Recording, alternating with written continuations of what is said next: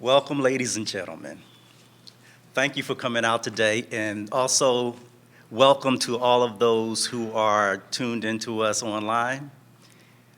If you have any questions regarding the presentation, please feel free to put them in the chat. We have someone monitoring the chat so that those questions could be asked at the end of the presentation. So the presentation today, first of all, let me say this is the second day of the Mario A.J. Bennekin Black History Symposium. And I think is this our fifth one? This is our fifth one. And do not fear. You know, there's a lot of apprehension about Black history programs and all that stuff. We're going to keep going, no matter what as long as Kim Bennekin says so. I'm going to be with her.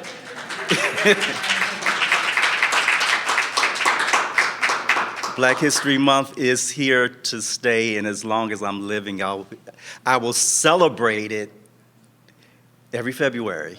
But we engage history all year long, right? So people say, well, why do you just deal with it once a month? We don't deal with it just once a month. We celebrate it once a month, just like we celebrate Mother's Day once a year, but that's not the only day we tell our mothers that we love her, right? So we are going to keep going, keeping on, regardless of what anyone says. And so I say this to my fellow colleagues on faculty and to you as students: stand up, resist, and stand up for diversity, equity, and inclusion. Amen. So in that spirit, we are continuing the work of Mario Bennekin. And this year, we're celebrating the theme of the arts. And for today's presentation, it is on the composers of the African diaspora, classical music in service of Black culture from the 18th to the 21st century. And we have the pleasure of hearing from Ms. Kim Smith, and we also have a few special guests as well.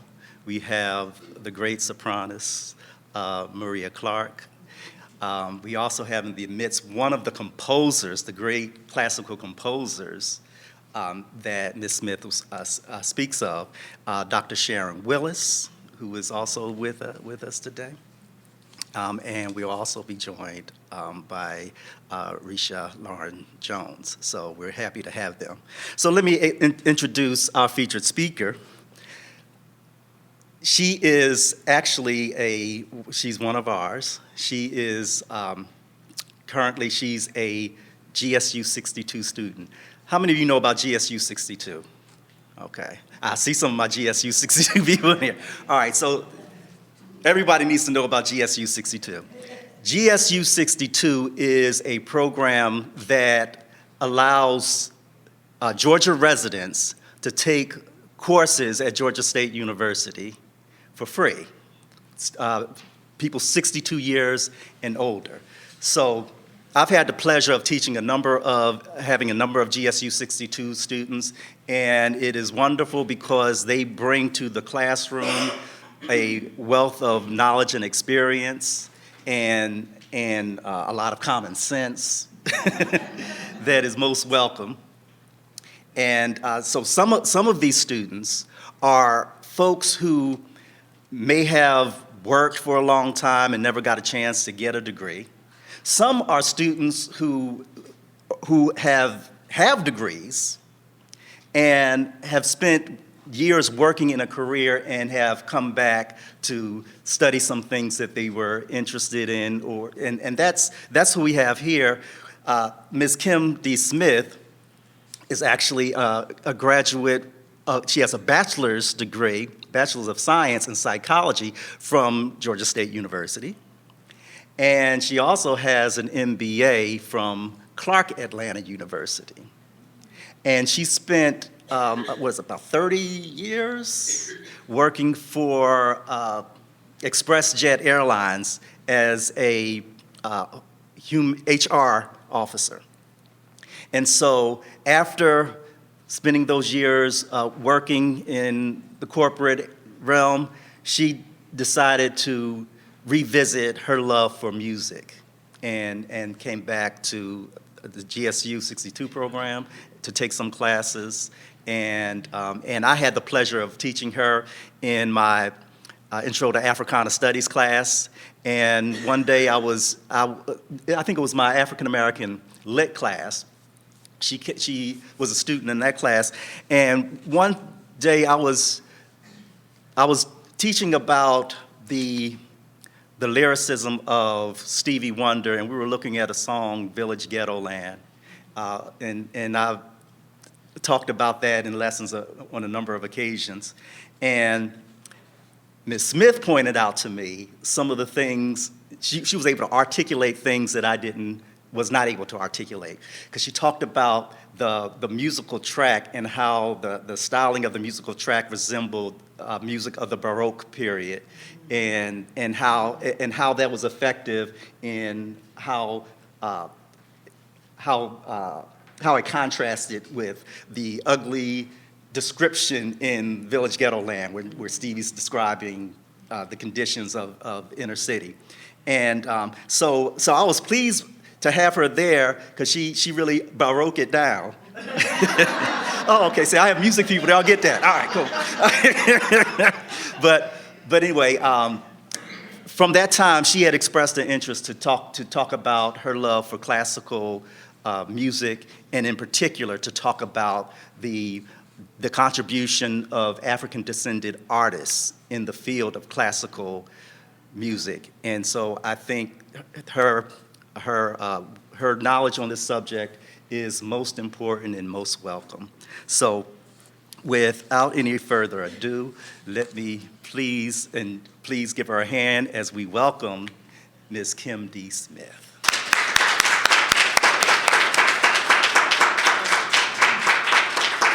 Thank you so much, everyone. I am very glad to be here, very excited. I love Black history, and I love classical music. I was born in Atlanta, so Blackness is everywhere. I became interested, and thank you, Dr. Williams, for inviting me. Thank you so much. Thank you to Dr. Bennekin, and I just met Dr. Garrett also. So thank you all very much. Thank you to our artists today who have agreed to perform. I first encountered classical music, like a lot of boomers, in the cartoons. Every week we heard cartoons, but I didn't realize it. Also in Atlanta, every year the ASO had concerts. And when you got to the concert, yellow buses everywhere. And once we got inside, what music did I hear? The same music I heard on the cartoons. So I thought that was a good way for that music to be introduced to us as children, and I liked it a lot. However, I kept it to myself. I didn't tell people that I liked classical music, and this is why. When I was in the 4th grade, our teacher said, bring in your favorite music. We're gonna share. I brought in my little Disney CD. The teacher put it on, and the students broke into gales of laughter. They fell out. I thought, ugh. And after that, I kept it to myself. I still liked it. And of course, I had piano lessons, and I didn't tell anyone until I was an adult and I was taking lessons. And I went to the lesson, and my teacher said, just play the lesson. He was eating lunch. I played my lesson. He said, oh, I feel like I've been at a fine restaurant. And I had an aha moment. So from that time on, I began to pursue it, and I became aware of the Black classical composers. When I went to a music store, people know I like Blackness if they know me, and the owner said, well, I have something you might like, and she sold me this music by William Grant Still. I took it home, played it. I found a CD by one of the professors at Clark Atlanta, Dr. Boozer. He recorded a CD of William Grant Still's music. After that, I just started pursuing on my own. At one point, I had surgery and I had to be in the bed. And while there, I started watching the great courses, the composers. After a while, I noticed there were no Black classical composers. What is wrong with this picture? And I decided to do my own research. I went to the library. I'm a bibliophile also. And when I got there, I found this reference book, the International Dictionary of Black Composers, 2 big, thick books. I was excited. I went back to the library after a few months, and they had brand new copies. I know that the libraries sell their books, the old books. I went to the library and I said, well, what happened to the old copies of the International Dictionary of Black Composers? Silence. I thought, okay, you didn't hear me. When I asked again, what happened to the volumes? I never got an answer. However, we all know about Amazon. I went onto Amazon and found the volumes for $48. If there are any bargain hunters here, I was elated because now they're on Amazon for $800. Now that is a bargain. And that's how I ended up liking classical music. I started looking for the composers. Black classical composers have existed for almost 300 years. How is it that we don't know about them? We know about everyone else, and I also reasoned Black people changed the face of music for the 20th century. This is a fact. We changed the face of music, and I knew if we had done that, we had to be in that classical realm. So I began my research. And I'm going to talk to you today about a little of what I found, because we cannot be here all day. But after I introduce you to a few other composers, you can go out and listen to them. I think you will love it. And I'm going to talk about their lives because they were very interesting, and I'll tell you about some of their compositions. What is my purpose today?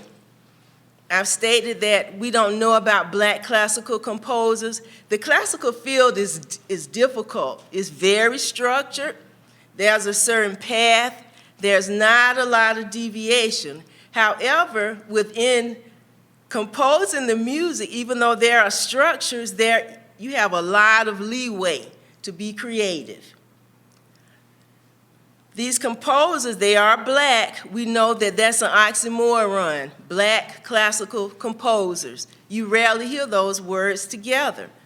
They exist, and also we are all aware of the souls of Black folk, that double consciousness. That crosses all the barriers in our lives, and it's very prominent in Black classical music because the music is a Western European idiom. So how do you, as a person trained in that idiom, influence your culture and put your culture on top of that particular format?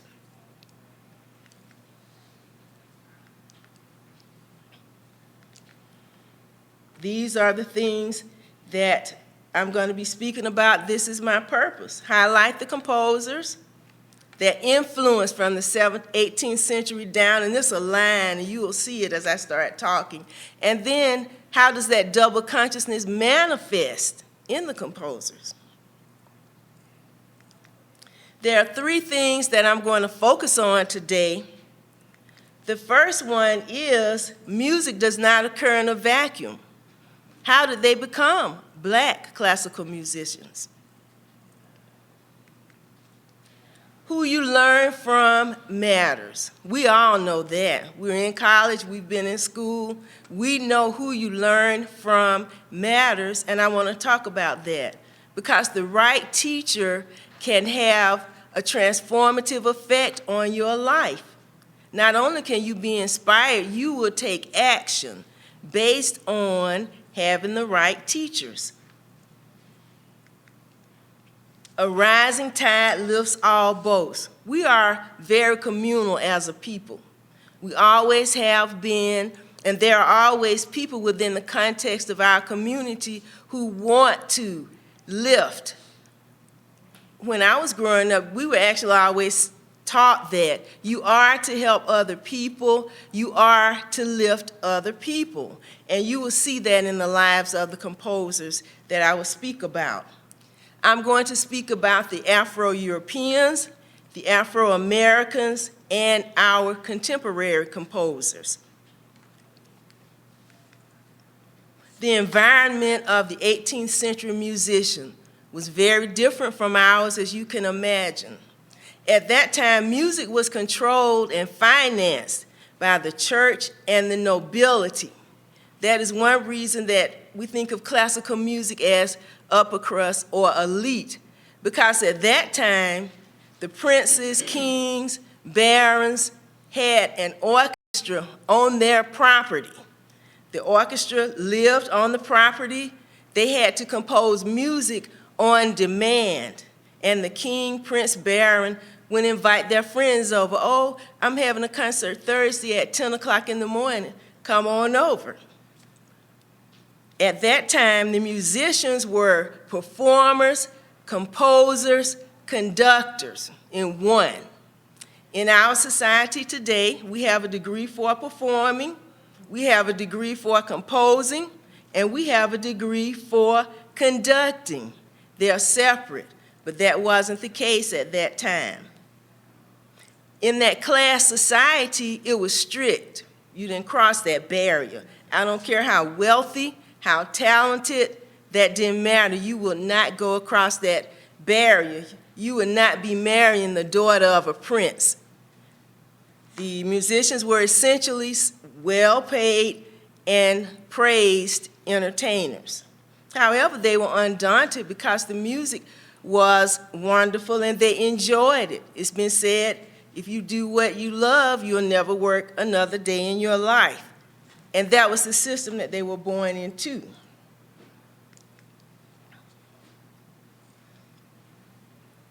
As I've stated, the structure was in fact rigid and they couldn't cross that barrier. This person that I want to talk about today, Joseph Boulogne, is a most unusual person. Alexander Dumas could not have written a better novel. And in fact, his life is as if it was written by Alexander Dumas. His name is Joseph Boulogne. His title is Chevalier de Saint George. His early life, Joseph was born into enslavement. This is the 18th century, remember. He was born into enslavement. His father was a French plantation owner. His mother, of course, would have been a slave young woman. However, Joseph's life took quite a turn. At 7 years old, his father brought him to Paris. He was enslaved in Guadeloupe. We haven't heard of anything like that in American society. He had his father's name. His father brought him to Europe. The father brought the mother to Europe. The father raised him as a nobleman. So he took full responsibility. This is my son, I acknowledge him. At 7 years old, the father put him in a Jesuit school because at that time people went to the private schools, wealthy people. At 13, he began fencing lessons, and that's where the story is really going to take a turn. At 17, he became the best swordsman in Europe. Imagine this. This is one person, has the great musical ability of Stevie Wonder. They are successful in an elite white sport, like Tiger Woods or Arthur Ashe. They're at the top. They're the only black person succeeding in that sport, and they're the best ones. Paul Robeson also was successful. He's someone that you can compare him to. He played football at Rutgers, and he was very successful in that. He is a man for the ages. As I've stated, he was successful athletically. Let's explore this fencing. He went to fencing school at 13. By 17, he was the best fencer in Europe. We are familiar with athletic prodigies. Once he became the best fencer in Europe, everyone knows he became a target. People knew that he was a mulatto, and everybody was not happy about that. Just as we know in our society, some people are envious and jealous of successful black athletes. There was a teacher at a rival school. This is a grown man jealous of this little 17-year-old boy. However, he began to make racial taunts, talk about him, this mulatto, who does he think he is? We know the dialogue. And he issued a public challenge to the Chevalier. The Chevalier tried to ignore him, but finally, the taunts were so ugly that he had to take the challenge. The match was public. Lots of people came to the match. People bet on it. Alas, at the end of the match, the challenger, Alexander Picard, found out what everybody else already knew. The Chevalier was indeed the best fencer in Paris. Another thing about the Chevalier, he was very handsome, he was very charming. I've already stated that he was athletic. Women loved him. After his career in music, athletics, he also had a military career. He lived during the French Revolution, so he was swept up in that. He had a duality with that because he was raised as a noble. He wasn't a common man. One of Louis XIV's cousins was one of his best friends. If you know anything about the French Revolution, it wasn't a good time to be friends with the nobility. While France was challenged by Austria, the Chevalier was put over a regiment of men, and none other than Alexander Dumas, the grandfather, was in his regiment. He was very successful, but he was also loyal to the Republic because he had been enslaved. Liberty, equality, fraternity. He still espoused those values. There was he had a great denouement because of his love of the nobility. He was thrown in prison. This was during the Reign of Terror. No trial, no due process, you're in prison. Because of that, he stayed there a little while. They let him out, he came back out. He was thrown back in, this time for military reasons. All of this time before he was in prison, he still had that music in him. We don't have a lot of information about his actual music training. We just know that when he finished with his athletics, with fencing, he came onto the music scene as a virtuoso violinist. Not only was he a violinist, he was so good that one of his teachers got a job somewhere else. A lot of people probably can relate to that, and they give their chief protege their job. This was the orchestra in Paris called the Concert of Amateurs, but they were not amateurs. He conducted this orchestra, and they became the best orchestra in France.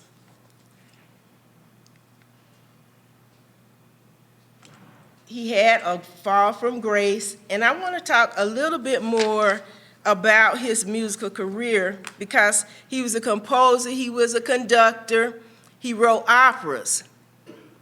He lived on that noble level, and people knew about him. None other than Queen Marie Antoinette asked him to conduct the Paris Opera. That's how good he was. Lo and behold, racism again raised its ugly head. Some of the women in the opera went to Marie Antoinette and told her they could not take orders from a mulatto. They didn't say he wasn't good enough. They didn't say he wasn't qualified. They didn't say he couldn't do the job. Just he was black, and they weren't going to take orders from him. Unfortunately, Marie Antoinette capitulated. But we all know as black people, we're going to keep going. That's not really going to destroy us. And he had that great resilience. His denouement, which means the denouement is the end. He was in prison twice. And those imprisonments finally took a toll on him. After the imprisonments, he became ill and actually died and was in obscurity for years. We didn't hear about him. And you will see that he did have a lot of compositions in every genre, because classical music has the different genres. But the prison was too much for him. Here's a list of his compositions. You can see that he composed concertos, quartets, symphonies, sonatas. Those are the main forms that we know of and that we associate with classical music. He was able to compose in all of those genres. Chevalier, finally, in 2022, his life was brought to the screen. In our society, that's pretty much the best way. If you want someone known, put them in a movie. And that is what happened with the Chevalier. The movie highlights his flair, the virtuoso, it brings out the racism, and he is now brought to the forefront for another audience. I went to the movie with someone who is not musical, and he told me that he really liked that, and he enjoyed seeing that movie. There's a Canadian author, his name is George Bernat, and he was the first one. He wrote a very extensive biography of the Chevalier, and he was responsible for that music being revived in Canada. I bought that book at a discount. Well, I bought it for $56. It's on Amazon, $1,400. How exciting. Your bibliophiles out there, keep it up. Our next European composer is George Bridgetower. He was born to a West Indian father, and his mother was Polish. I've spoken about the nobility and their influence on music. George Bridgetower was a child prodigy. We know in our society we often look for athletic talent in our children. At that time, people looked for musical talent. His father worked on the estate. I've just stated that the musicians lived on the estates. His father was the personal page to Prince Esterhazy, who was a famous patron of the arts at that time. George's brother was also a musician, and their mother worked on one of the estates.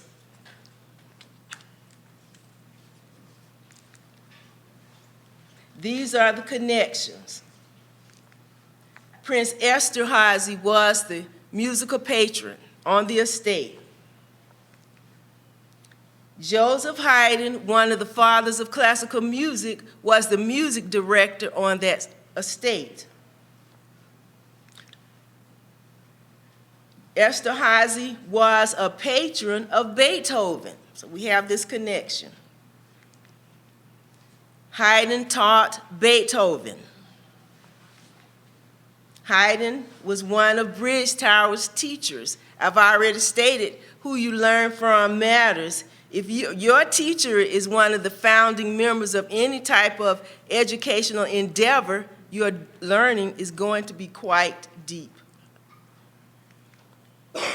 Beethoven and Bridgetower were friends. So we have all of this interaction among these people. George Bridgetower's father, as I've stated, was enterprising. Consider him similar to Joe Jackson. He had these two talented children, one really talented. It was a class system, I've stated, and he had to figure out, well, how am I going to get my son out in front of people? The father refashioned himself as an African prince, moved to another country, took his son and told everybody, I'm a prince. The father could speak several languages, and he had been around the nobility. He knew how they acted. He knew how to perform as if he really was noble. And guess what? It worked. People came to see his son, and they came for two reasons. One, he was black. This is in the 18th century, a black musical prodigy, and he was musical. They wanted to know, well, how musical is he? And when they got to the concert, they were amazed. At one of his concerts, it was sold out and people were standing around. He was just that good as a child. I've talked about the patrons, the Prince George of Wales. They had moved to England. Prince George took over his training, wealthy. Prince George eventually became King George IV of England.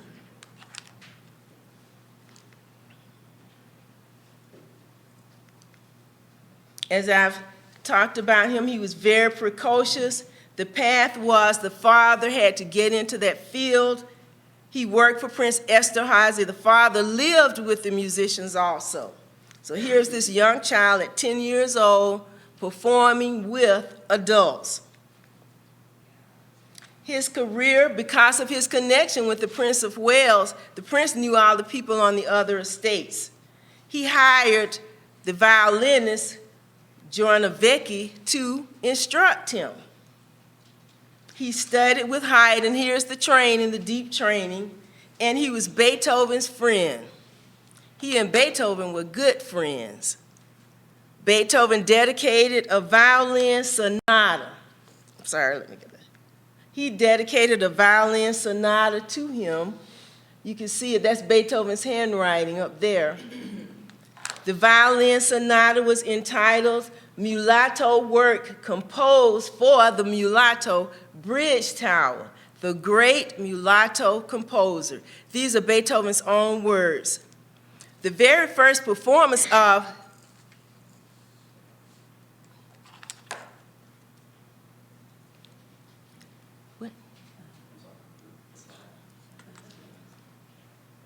Okay. Sorry. Okay. At the very first performance of the sonata, if you're a musician, Beethoven told him, come to the performance. No rehearsal. The audience is there. He showed up. He's looking over Beethoven's shoulder. He had to sight read, get the notes correct, play the correct time, play with feeling. And you see how bad Beethoven's handwriting looks? He had to read that. That's telling you the level that he was functioning on. The first performance wasn't that great, but eventually they did have a couple of good performances. I've stated that they were friends. He and Beethoven had a falling out, supposedly over a woman. Beethoven is the poster child for the temperamental musician, if you know anything about him. He's the poster child. He became furious with Bridge Tower. He scratched his name off of the sonata and dedicated it to someone else. The sonata is now known as the Kreutzer Sonata. This was a Frenchman. The Frenchman never played the sonata. He looked at it and told Beethoven, this is too hard. That really speaks to the level of ability that George Bridgetower had. He played it on sight. So that is indicative of his great musical ability. And Beethoven referred to him as a composer. Beethoven did not give out compliments easily. These are some of his compositions that remain. Unfortunately, a lot of his works were destroyed, and that happens from music that was 300 years ago. But these are his actual compositions from the time that he was living, and he didn't die in poverty. He was able to retain money and give money to his family when he died. Our next Afro-European composer is Samuel Coleridge Taylor. Samuel Coleridge Taylor was born to an African doctor and an English woman. He actually was raised by his mother and his grandparents. He is the beginning of that double consciousness as we know it today, the black person and classical music. He's living in that society. All of them, remember, are Europeans. Their society is not like ours. In his early life, who you learn from matters. He received his first lessons in elementary school. He was the only black person if you've ever experienced being the only black person, or maybe two or three, that is an experience. He was just 10 years old, and he took theory and composition. That's important because in our society, we are first exposed to theory and composition in college. The fact that he could do it at 10 years old and began composing speaks volumes about his ability. His grandfather recognized his talent. His grandfather could play the violin and began training him. However, the grandfather could only take him so far and realized it. He turned him over to a professional. He eventually ended up in the Royal College of Music, which exists today. The first couple of times he went, he was refused. Finally, he went in, and a wealthy benefactor paid for his education. And of course, it was money well spent. He is known today. Samuel Coleridge Taylor's music has not been lost. He met the Americans. By that time, people had begun to hear about African American people, and they knew about us. They knew about our society. Samuel Coleridge Taylor was very popular in England. He was well known in England.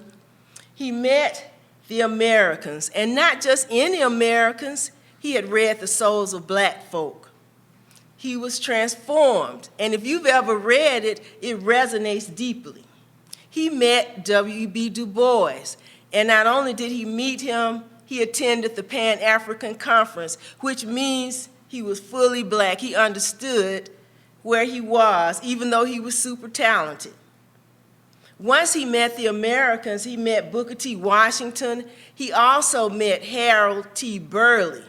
Burleigh was a classically trained baritone, and Burleigh rearranged spirituals and would perform them across the world. Samuel Coleridge Taylor wanted to create music that reflected that African American experience because he loved it and he liked Americans. He therefore wrote this music, the 24 Negro Melodies. Hiawatha's Feast is the music that he's most known for. Even today, it's still played in England. The 24 Negro Melodies are spirituals, the spirituals that he heard. He placed the spirituals on top of that classical idiom. I was talking about the double consciousness, and that's what these composers are able to do. They take their classical training and our music and fit it on top of that. And it's very beautiful. These 24 Negro Melodies are beautiful. They were recorded by Frances Walker, who was a concert pianist in the 20th century, and she was a professor at Oberlin. If you get a chance, I suggest that you listen to them. If you can play the piano, they are not easy, but they are beautiful. The Afro-Americans, now we're coming across the ocean. African-American composers, because we don't know about African-American composers, I'm going to highlight a few of them. William Grant Still is known as the Dean of Classical Music in America. He was an admirer of Samuel Coleridge Taylor. He was a proponent of that double consciousness. At this point, we are fortunate to hear a classical soprano. Her name is Mrs. Maria Clark. She is a professor at Oxford College and Emory. She is a recording artist.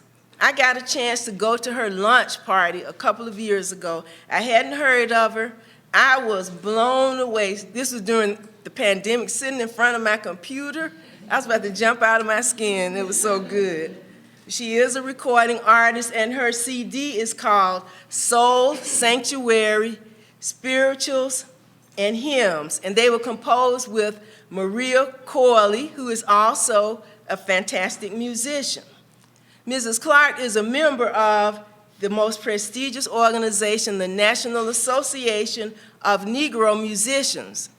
Their roster reads like a who's who of African American music for the last 100 years. They have a chapter here in Atlanta, the Metropolitan Atlanta Musicians Association, And for students between 18 and 30, they have scholarship competitions and they give out money.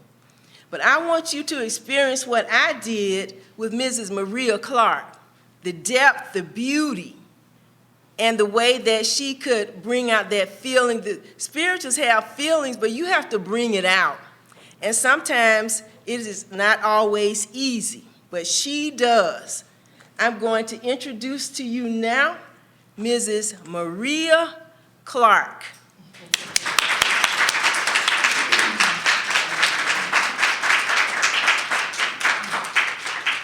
Thank you so much.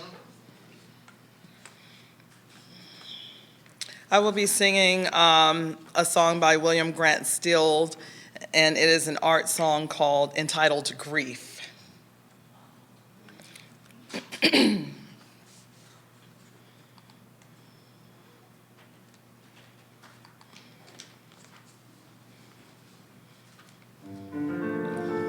Weeping angel with pinions trailing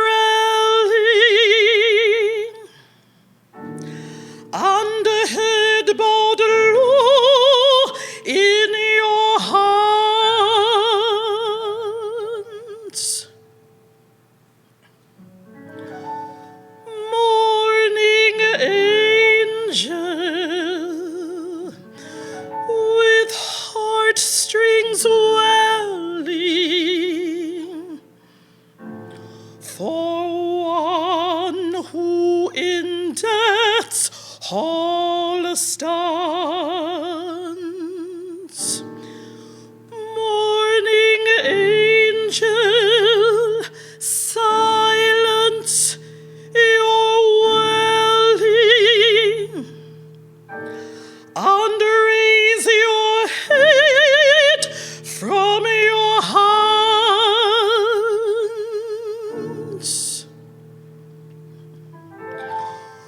Weeping angel, on your pinions trailing, the white dove promise stands. Weeping angel with pinions trailing and a head bowed low in your hands. Morning angel with heartstrings welling for one who in death's hall stands. Morning angel, silence your wailing and raise your head from your hands.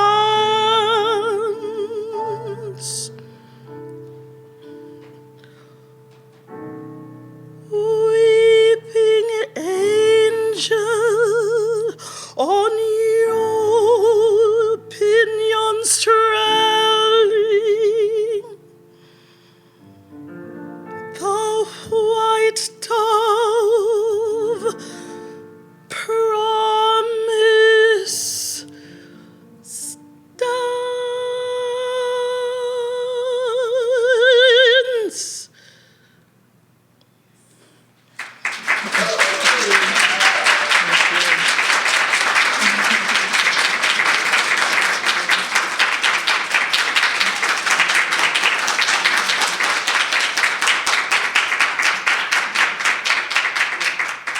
That's my voice teacher, y'all. That's also my cousin, y'all.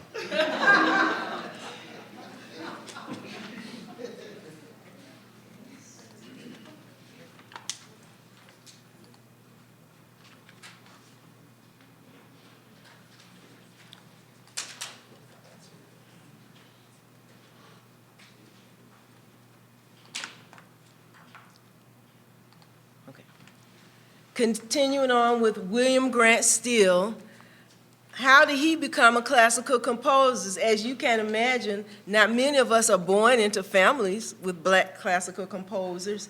He was no different. His mother was widowed at an early age, and they moved to Little Rock, Arkansas. At one point, Little Rock was like Atlanta, and it was a haven for black people.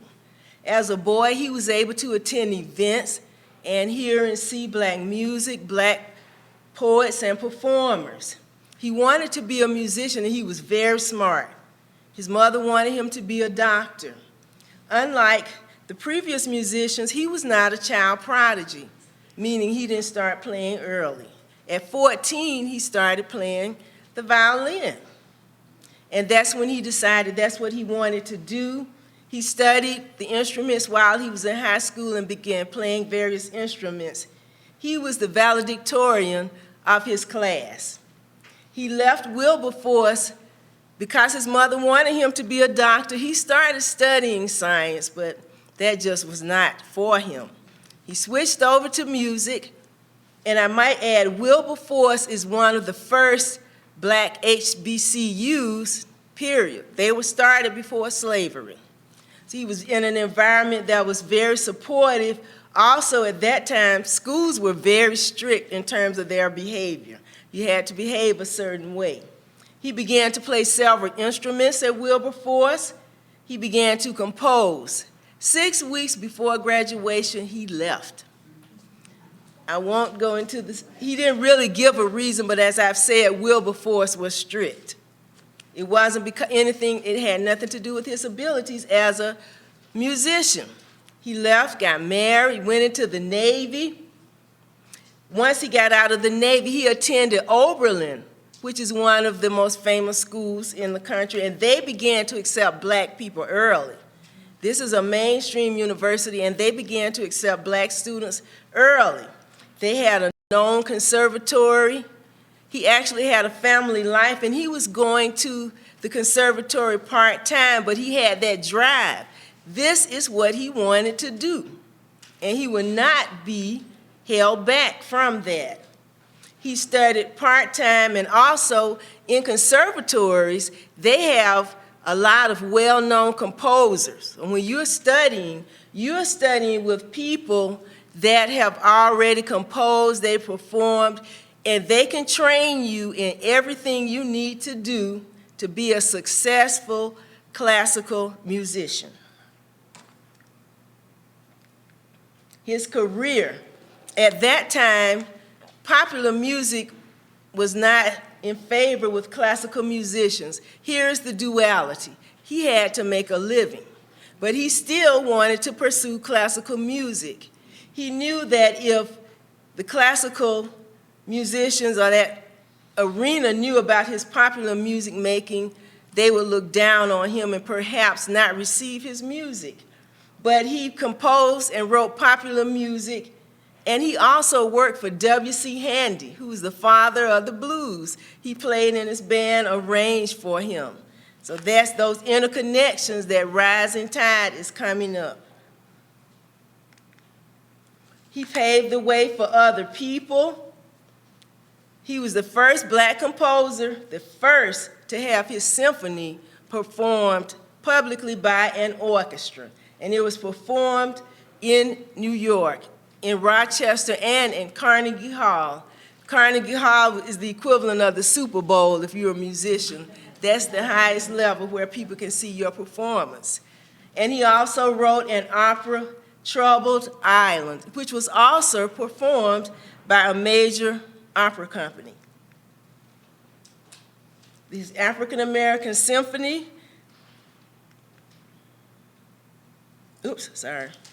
his African American Symphony and Troubled Island. I talked about the rising tide that lifts all boats. He knew Langston Hughes. Langston Hughes wrote the libretto. The libretto is the story. That's the storyline for an opera. And Langston Hughes wrote that for him. Our next composer is William Dawson. He had quite an unusual early life. He was born in Alabama, and at that time it was all about children working to help the family. His father did not want him to be a musician and did not support it in any way. His mother did. At 13 years old, he ran away from home. But he didn't just run anywhere. He ran away from home to college. Isn't that something? 13 years, and he ran away to Tuskegee. Tuskegee had the reputation of not turning anyone away. They let him attend what we would call college prep, and at Tuskegee you worked. So he worked in the mornings. I'm talking about real work on the farm. He was working, and he would attend school at night. But he was able to study music and fuel that desire for learning. He also attended 2 conservatories. Now, in the classical world, the conservatory or conservatory program is required. So he had a bachelor's in theory and a master's in composition from the American Conservatory of Music. After his training, he worked a little while as an orchestra performer, but he came back to Tuskegee and established their first music program. Tuskegee had a famous choir just like the Fisk Jubilee Singers. We know about them. If you've seen anything or any writings about Booker T. Washington, remember how they would say he took this choir around? He had a choir that he would take around for fundraising. This was a 100-voice choir. William Dawson arranged and composed and conducted this choir along with his other musical training. He was very much about the dual consciousness. He had the classical training. He wanted to be a classical composer, but at that time the field really was not open to black classical composers. If you've ever wondered why we have so many jazz musicians, and there's nothing wrong with that, but actually a lot of them are classically trained. They've been to the conservatory. However, they knew that they were not going to be able to get into the classical world. The classical world is difficult, period. So they would take their classical training and use it in the jazz and blues world. Dawson wanted to produce classical music. He wrote the Negro Folk Symphony. William Grant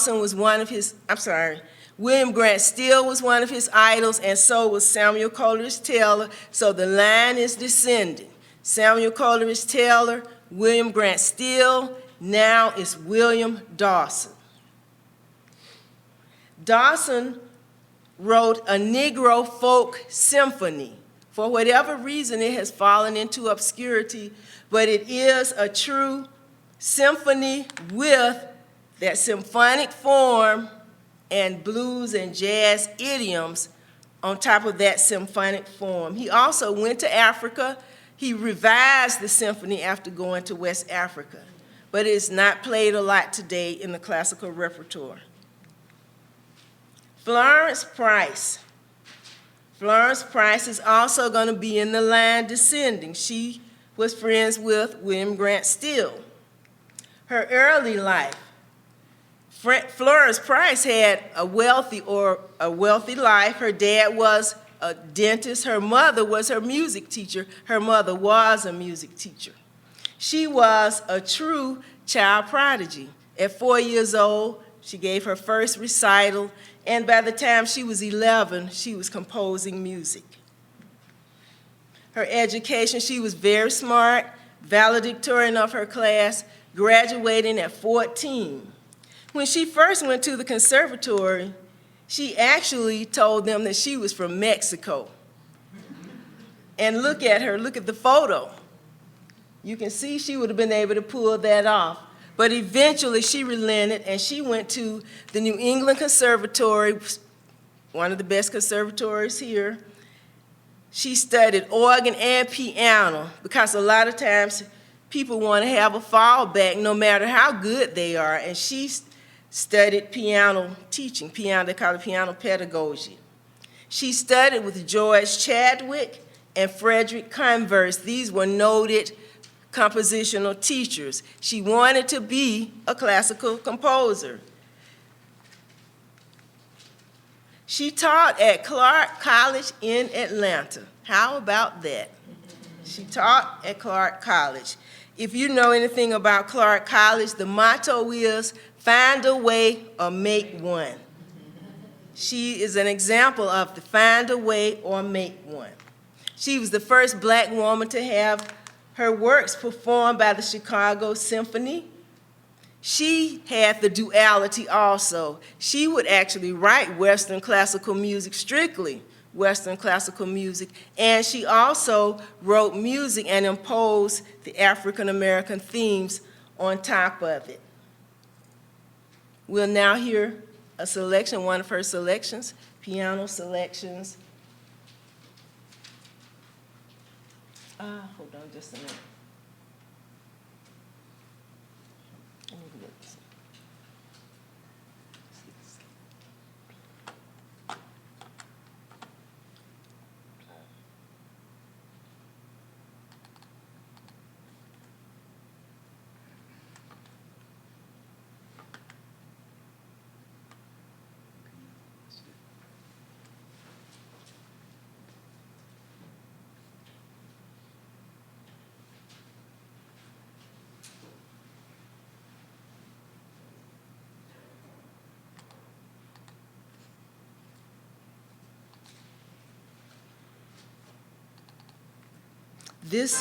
I'm sorry, let me stop it for a minute. I'll just tell you, this young musician just received her DMA from UGA last year in piano performance and pedagogy. She's also a member of the National Association of Negro Musicians. This particular piece is by Florence Price, and it is called Whim Wham, and the artist performing is Asia Passmore.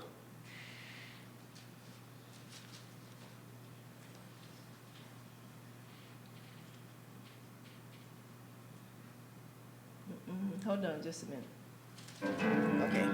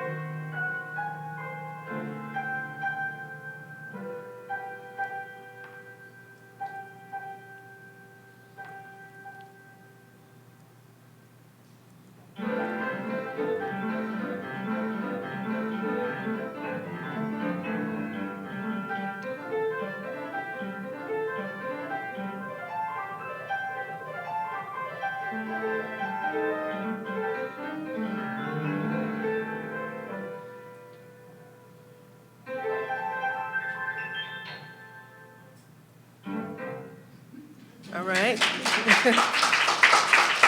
You heard how she put some of the African American idioms into that?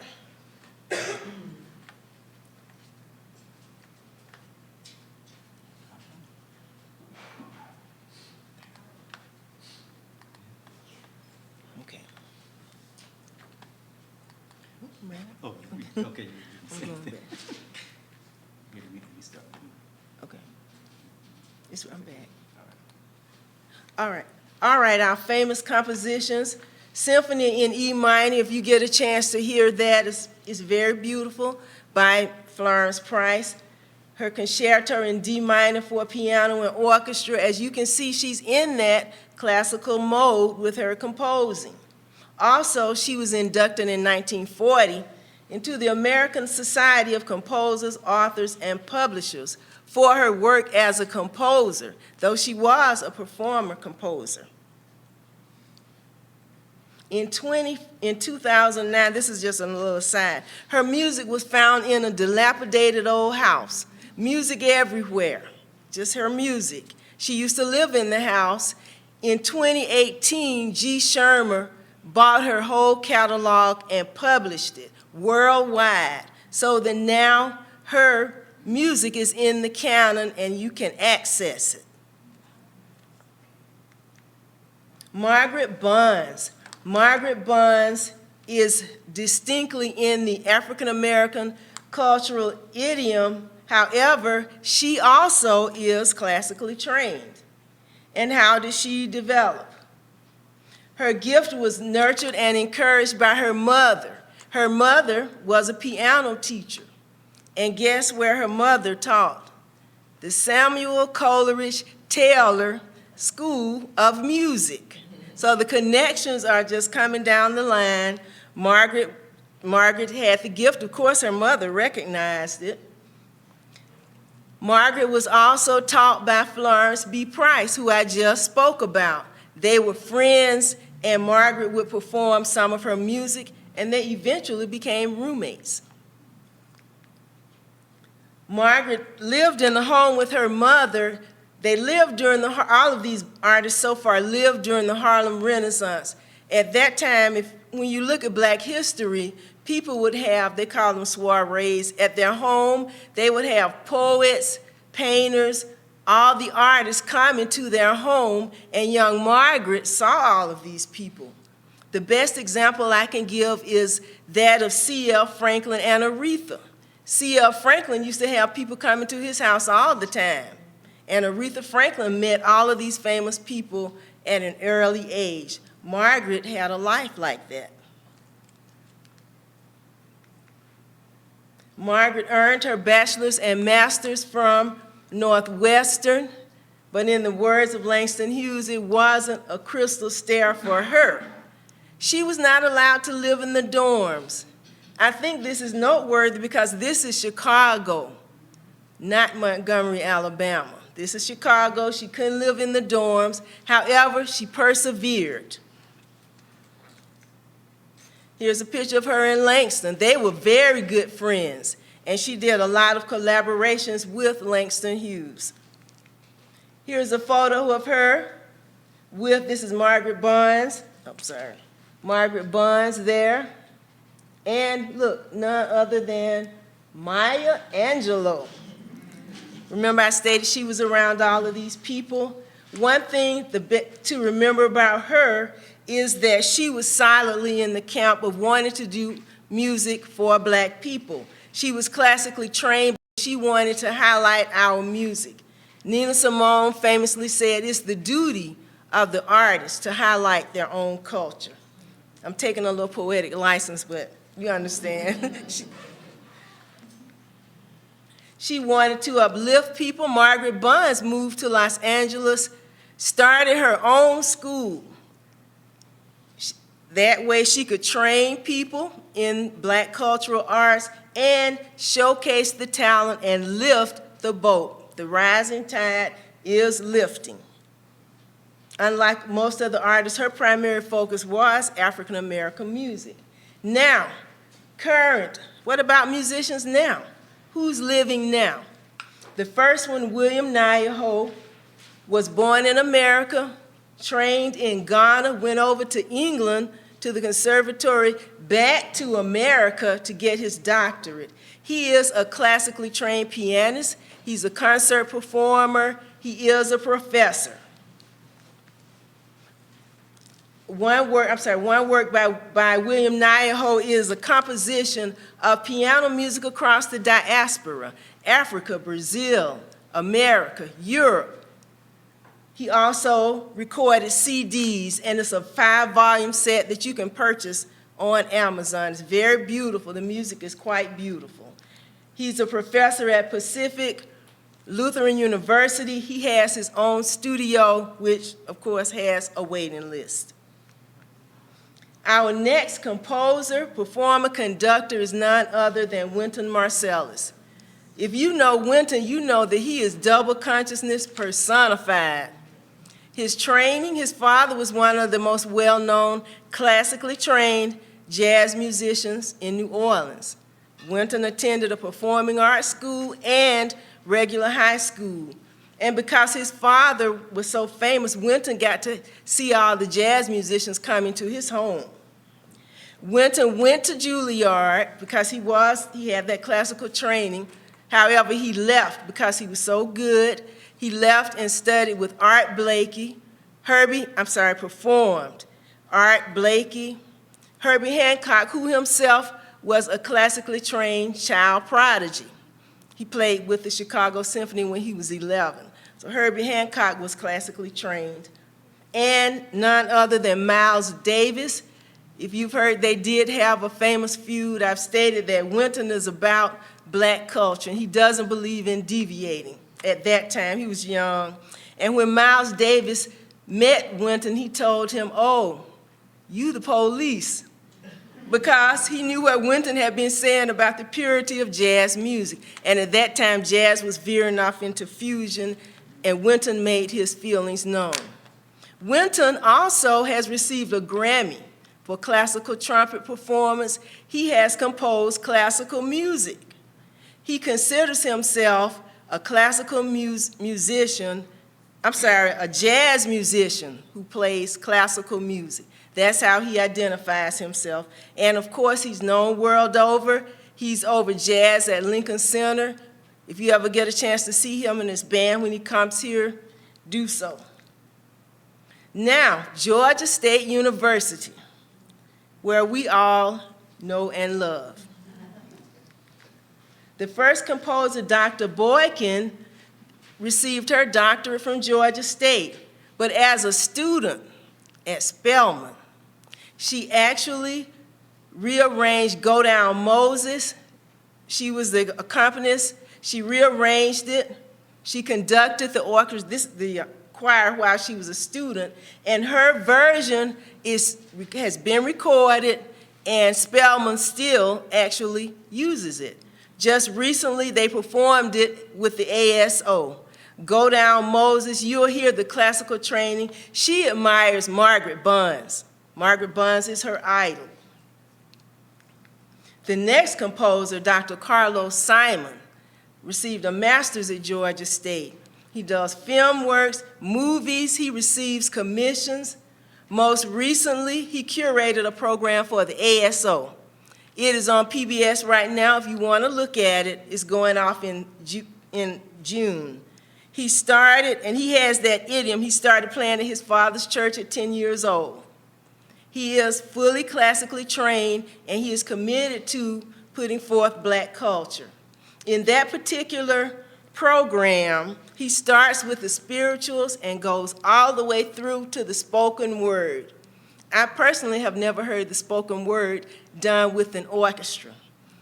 The composition is called Breath, and it was commissioned by the Minnesota Symphony after the death of George Floyd. PBS is called Dr. Carlos Simon Curates the ASO. Our next composer is here today, and what a composer she is. I've talked about the performer, the composer, the conductor. Dr. Willis attended Clark Atlanta, and the motto, Clark College, find a way or make one. Dr. Willis has her own opera company. She created it, her very own opera company. She is very much classically trained. She has been the head of several music departments, a music director at several churches. She believes and epitomizes a rising tide lifts all boats. She has helped countless students. Through the vehicles that she has created, she has helped many musicians. She believes in helping people in their careers. I actually heard, for the first time I heard her works, there was a program a couple of months ago, and she had the whole gamut also. And it was just beautiful. It was just wonderful. I was so thrilled to hear the music of Dr. Sharon Willis. I'm going to present her to you now.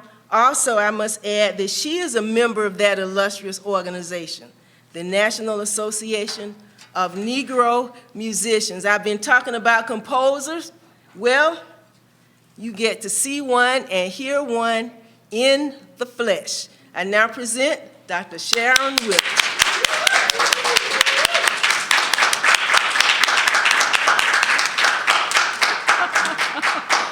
Wow, you make me feel like a superstar. I'm gonna have to send you a check. Just one correction, I'm not a member of the National Association of Negro Musicians. They have honored me with a scholarship in my name, and they have always asked me to join. In fact, the first meeting they had was actually at my house. And as I said, that was quite Baroque of them to do that as well. But I'm actually proud of you and this entire presentation. We have been so forgotten as a people of classical music. In fact, we do all of it, country and Western, all of it. And as a composer, I feel that we embody everything that has affected our lives. I have been a church musician since I was 15. I was in the girls' chorus and other choruses since I was in elementary school. And everything in every type of genre has been a part of who I am. The emotional experience of life, all the ups and downs, the African-American experience, being the only black, being the only woman in a classroom, always having to prove that you were good enough to be in those classes, and actually including Georgia State University, because I graduated in 1980. But I had situations where people are asking me, your complexion, is there different tribes in Africa, why you're this way? And I thought, this is an opportunity to teach. This is an opportunity to teach, to reach, not to be angry, not to be reactive. And that's always been a part of who I am and who I still am. And the music, being a composer, it has been something that has always been evolving. Composers just don't ever die. I didn't start writing operas until I was 50. I'm 75 now. And so to write for 25 years and give people an opportunity, it was not my intention to write 16 operas. In fact, and my 50th birthday, I said, I want to do something special. I didn't want to have a birthday bash where people came in and drank liquor and danced. That's not what I was feeling. I wanted something that was going to represent legacy. Who am I as a human being, and what will I leave here? And so I thought it was everything that I had been. When I was younger, I had been a dancer. I wrote narratives. I was in little plays, Sunday school. I was a soprano. I was a pianist. All of those things, and I loved African-American history. So me and Miss Bennekin we're together. I mean, as they say, we were here, and you are in that same vein. Every composer you put up here, I have been influenced by. I studied Florence Price. I loved Margaret Bonds, William Grant Still, William Dawson, all of those symphonic composers. And when I was writing my first opera, I didn't know what to write. I just knew that what I wanted to do was converge everything that I had been. And so I thought of a title, The Opera Singer. Why? Because I was one of those students who loved classical music, but I didn't fit into the gospel scene. But at church, because I was young, they thought, well, you're supposed to be a part of the gospel choir. And I had been a part of the girls' chorus all of my life, young life that is. And when they began the Voices for Christ in the church, they said they just knew you're going to sing in this choir. I couldn't sing that music, so I would sing an octave above what everybody else was singing. And then I decided, okay, I was in the old fogey choir, they call it. I was in the anthem choir at church, where everybody was old enough to be my mother or my grandparent. But that's where I was comfortable. So that was the opera I wrote about. Struggling classical singers trying to pursue something that was contrary to their culture, contrary to their experience. Why do you sing this type of music? Because God gave me this voice. What do you want me to do with it? I'm going to use it. Not that I'm saying anything against anything else, because I played all of that. So I wrote The Opera Singer, and in writing The Opera Singer, I discovered Cicieretta Jones. And she was a classical vaudeville singer, not really, but because she couldn't get anywhere else, she put on these vaudeville shows, and she would travel everywhere. She sang before royalty. She sang before presidents of America, but when she got ready to sing classical music, she was rejected. And I thought, let me write about all of these classical singers that were rejected. Roland Hayes, Paul Robeson, all of those. So I put those vignettes in that story. So it was an opera in an opera, and my first opera was called The Opera Singer. And then when I finished, I was done. Miss Clark, I was through. Miss Kim, I was done. Miss Risha, no, she was my student.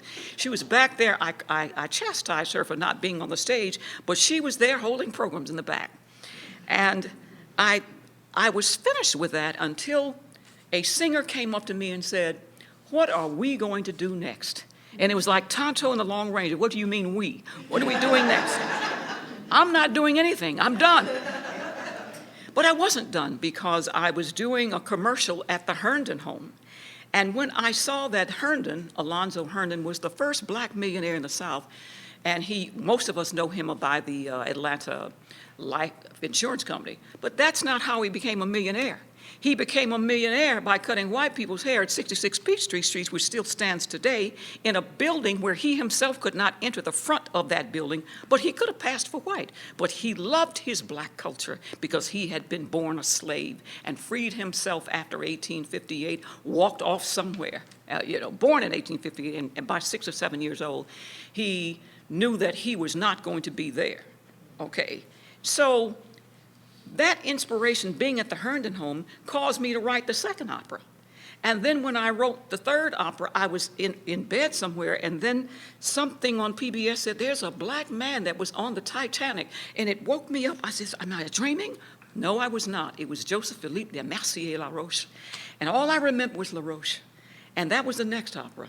And when I presented that at Callan Wall, they said, well, can you write another opera about the Coca-Cola family? I took that, and it went on to 16. But today, actually, I'm doing a program on Sunday, and it's called The Operatic Kaleidoscope.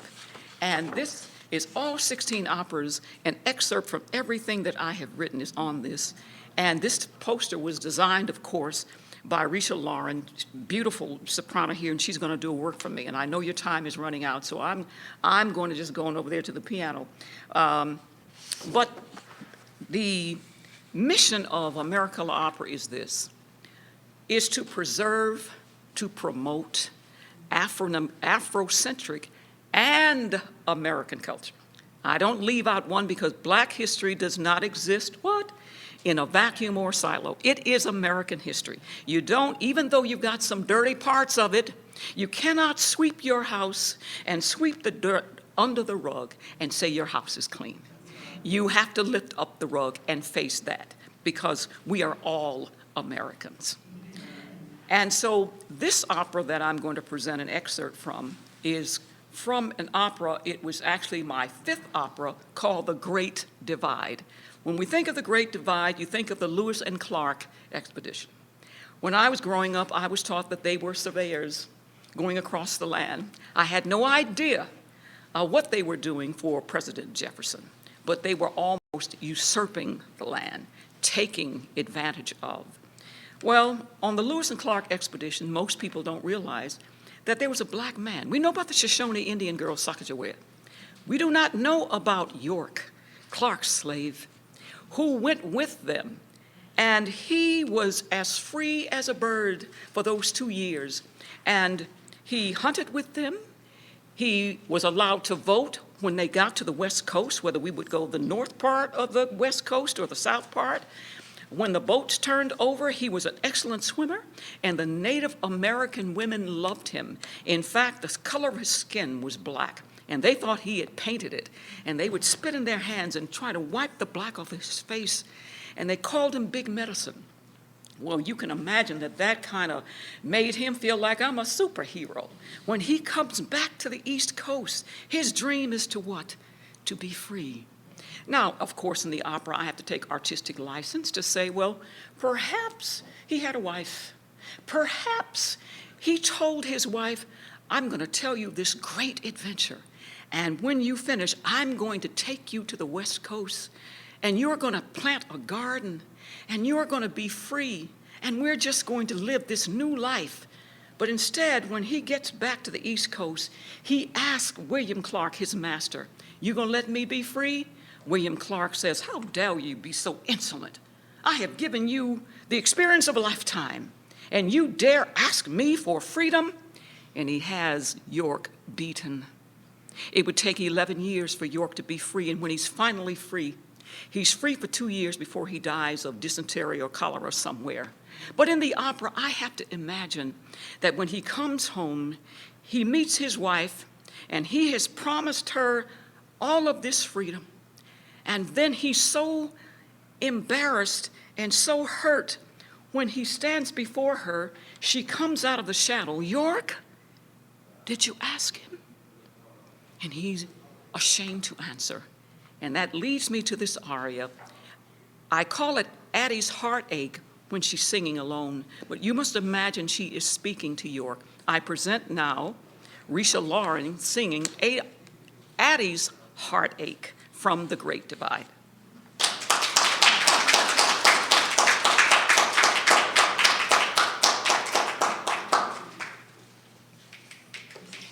I think you have to stand over there because you can hear. Oh, great.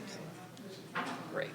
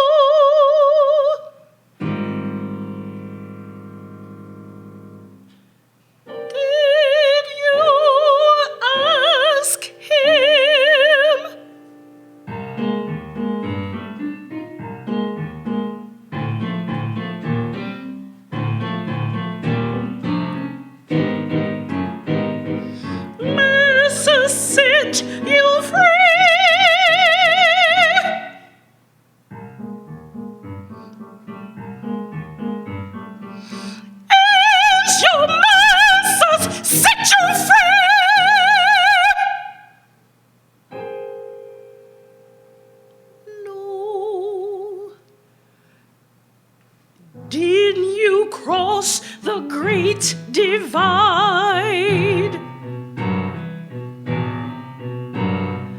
Mass won't set you free.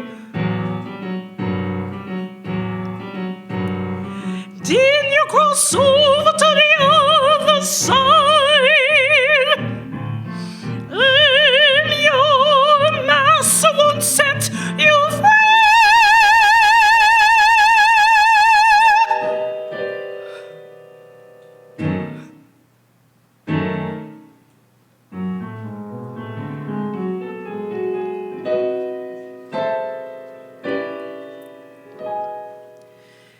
Didn't you suffer hard and long?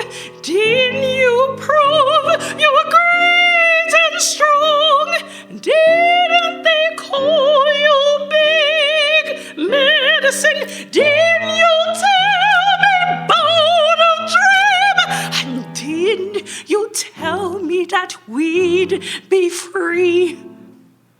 And then you take us all to see the big mountains, the falling waters, and tall trees, and ocean blue. You promised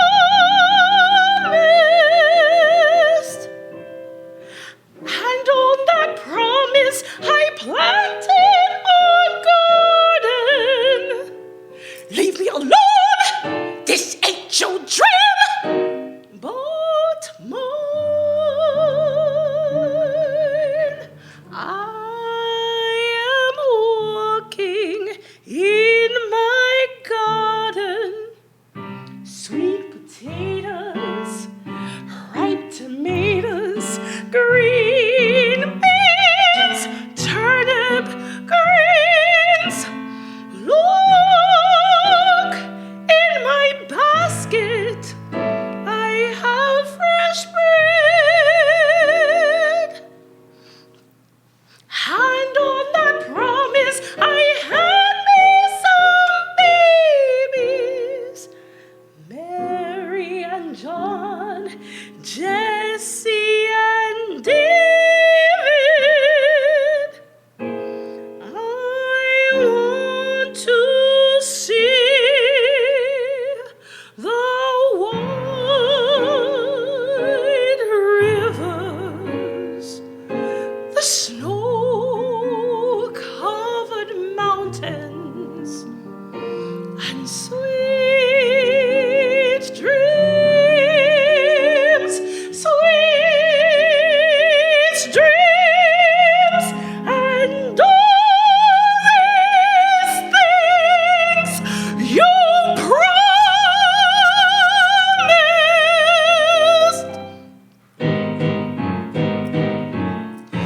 Didn't you? Didn't you? Didn't you? Didn't you?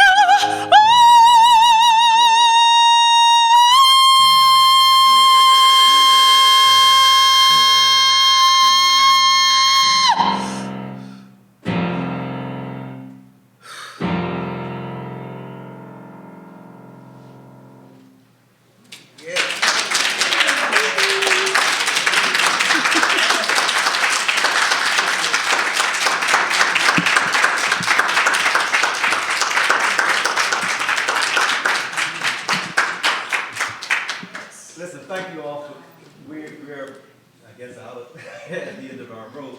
But I hope you enjoyed this presentation. Let's give a hand to Camilla Clark, to Dr. Sharon Willis, and for a wonderful, regional line. Now, if anyone wants to ask questions, we'll allow for that. But I did want to point out a couple of things. One, I want you to make sure that, for those of you who have to go, make sure you attend some of the other events. On this campus, on Thursday, we have Dr. Yolanda Franklin, who is going to speak about the tetralogy of Toni Morrison. So please come up for that. Also, there are these little codes that you see there, and I'm going to put one up here, especially for students. There's a survey there and also assignment. So please make sure that you do that for us. But we will, if you want, if there are any questions, we can take some. I don't know if anyone's online. Do we have questions online? Okay, so if you guys would share your questions. If you have a question, please feel free to stand up. And also, we do have a couple online questions. I'll read it. Okay. So there's a question for you, Ms. Smith, and I guess you can come up here and answer. I guess I'll just stand here to read the question. Comment was excellent presentation. Do you plan on publishing your research maybe into a book? It's very interesting and necessary.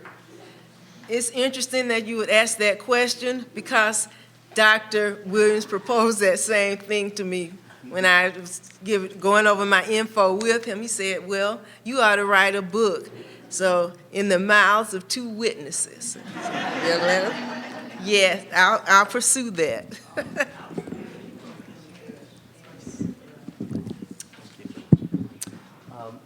Does anyone in here have a question? You sure? Because if not, I'm going to tell a story. I just want to tell the story. Miss Marie going to kill me for this. Oh, can y'all hear me? All right. So this woman right here, this beautiful woman who was my children's music teacher, right? Piano teacher. And then later, she became my oldest daughter and my voice teacher. I've known this woman for 20 years, right? And so a few years ago, about a year ago, we were talking about doing genealogy, and I was doing I was going to do some genealogical work for her and her family, and I had her and her parents take DNA tests. The child, my cousin, my distant cousin. So now, when I always brag about it, I say that's my voice teacher, but now I say that's my cousin. So that's why I say. So I just felt like shouting that to the world.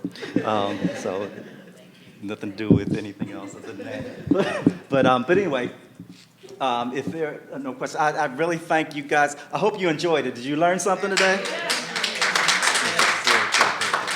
So, so yeah, please make sure you access this code and to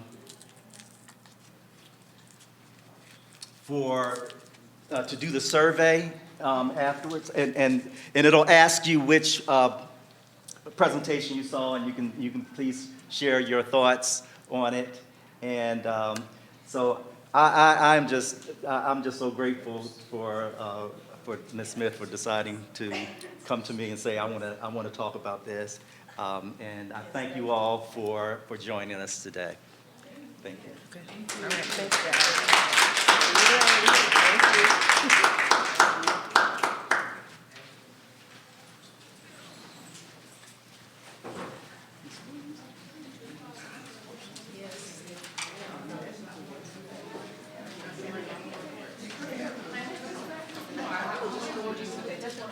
you.